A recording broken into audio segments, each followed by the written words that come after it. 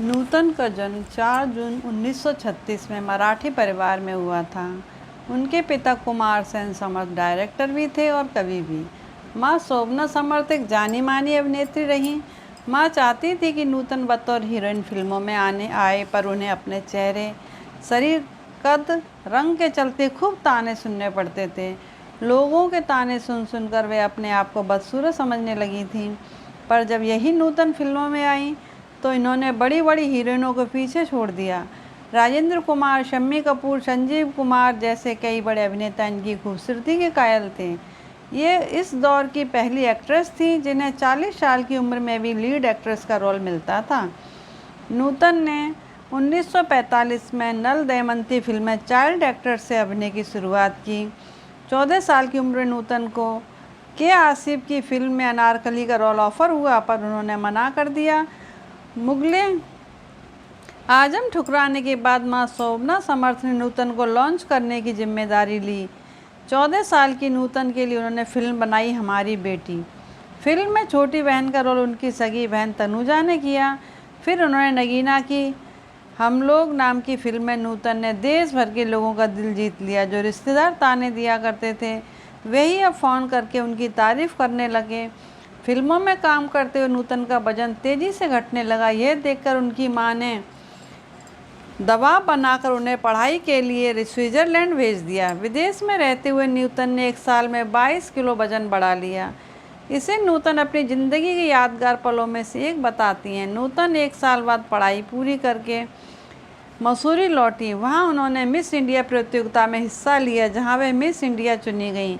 नूतन ने 1955 की फिल्म सीमा में काम किया। पहली बार उन्हें बेस्ट एक्ट्रेस का फिल्म फेयर अवार्ड भी मिला।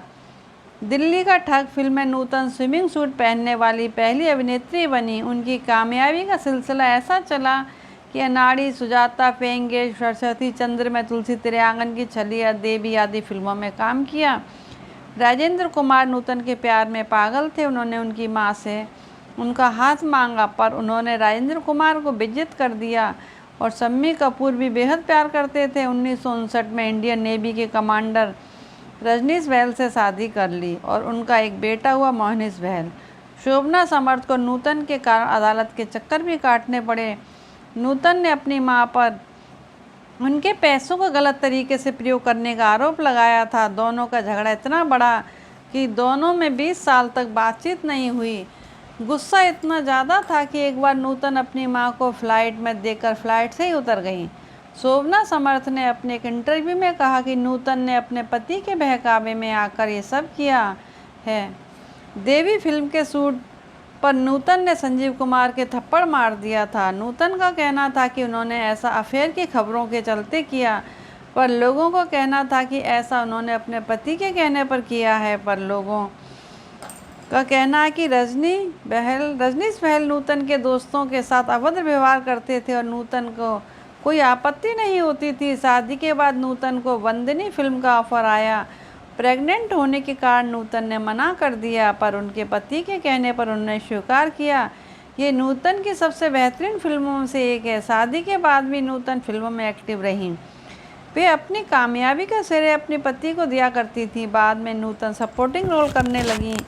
उन्होंने ऊंचाइयों तक का सफ़र तय किया, पर उनकी छवि हमेशा साफ सुथरी रही। उन्होंने कई फिल्म अवार्ड जीते। ऐसा लग रहा था कि अभिनय के क्षेत्र में नूतन जी ने नए कीर्तिमान स्थापित करेंगी। तभी समय ने करवट ली और उन्हें कैंसर जैसी बीमारी से जूझना पड़ा। सन 1991 21 फरवरी को 54 वर्ष की उम्र में वे दुनिया छोड़ के चली गईं। यकीनन नूतन जैसी अभिनेत्री ना कोई है, ना कोई होगी। धन्यवाद।